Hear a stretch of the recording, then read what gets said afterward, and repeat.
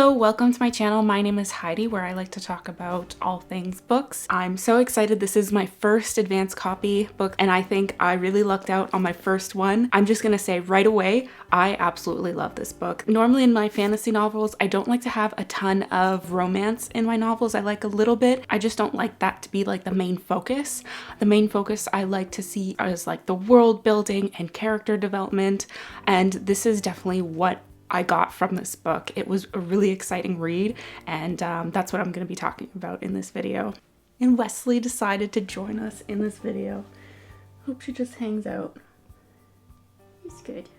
So in this book, we have two main characters we follow. Our first main character we follow is Marcus. Marcus is the heir of Basing. Our next main character is Ash. Ash is a scribe. She is a scribe to Marcus. Marcus and Ash are actually very close and very good friends. So in this world, we have savants and non-savants. Savants have the ability to raise their phantom. A phantom is something that comes from within that savant, and it comes to form, depending on the person, it may be a form of an animal. On the cover, if you really look, this phantom is kind of like a lion. I didn't notice that at first. Someone had to point that out to me. I think that's really cool and really neat for like the cover of the book. But there are many different phantom forms. It could be an animal, it could be like a tree, it could be just a rock, or it could be another form of a human. So Marcus is a savant. In the beginning, he has trouble forming his phantom.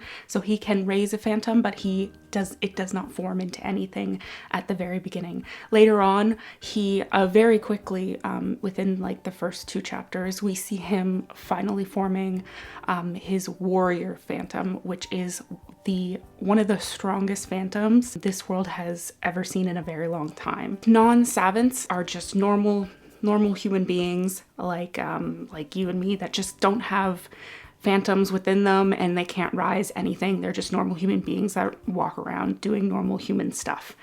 So that's what Ash is. Ash is a non-savant and Marcus's best friend. She is just a scribe to Marcus, so Ash is just recording all his adventures, all his travels, all his failures and struggles. He continues to struggle with controlling his phantom and controlling his warrior, just like the strong ability this warrior phantom is. And the only way to further control his phantom is to come to terms with his fears and longings deep within himself. There's a lot of character development that Marcus is heavily needing, and as a reader, we're hoping and rooting for him to gain control and overcome all these fears. Ash is definitely the anchor of this entire book. Ash is really a good part for Marcus, and I don't think Marcus would get through as much as he did without Ash being with him the whole way through. So every phantom serves a different purpose. There are healers, there are like Marcus warriors, I think there's a seeker, or I don't think it's, I've been reading Harry Potter. I think it's a caller. I always thought going into some fantasy books, I get a little intimidated just because I'm afraid I might not have a good understanding of what's going on, but really when you just start this book, it's really easy to get sucked in and understand what the world is like and how the fantasy system works. Now, with being a savant and having a phantom to raise, every savant is ranked with a different colored robe.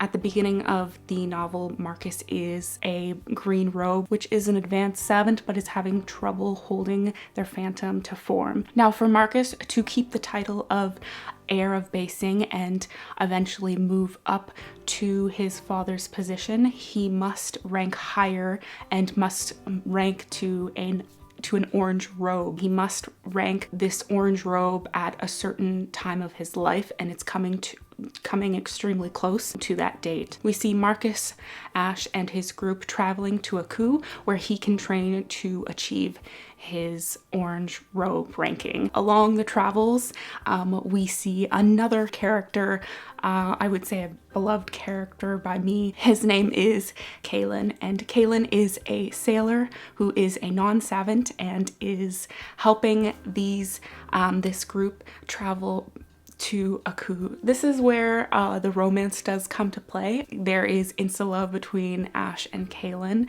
You could argue there is a little bit of a love triangle from Kaylin and Ash and Marcus, and there's a little bit of jealousy with Marcus. The book didn't focus too much on that, but I thought it was really interesting, and with that jealousy, I think that may play along in the next book with Marcus controlling his phantom.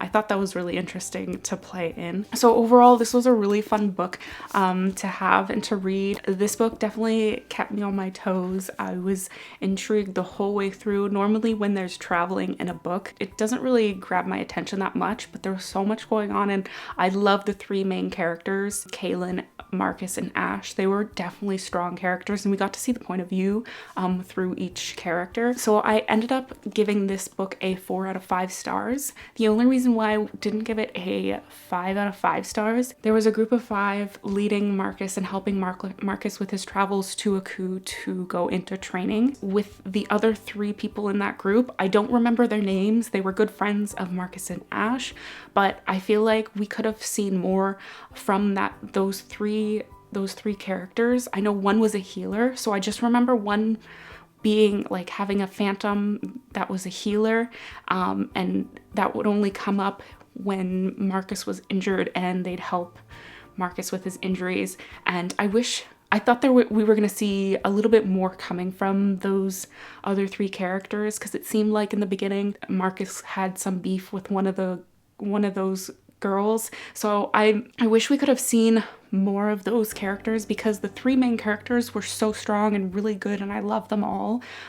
So I just wish we had more of that with other characters. So I hope you like this video, just a quick talk about the book and why I really loved it. I think it's a really great book if you're really into fantasy books to check out. I read this in November. This was published in on January 5th, and I can't wait for the next book to come out. It's probably gonna be next year when it comes out, maybe hopefully sooner. But yeah, I really definitely recommend this book if you are a fantasy lover. I would definitely check this out if you're interested.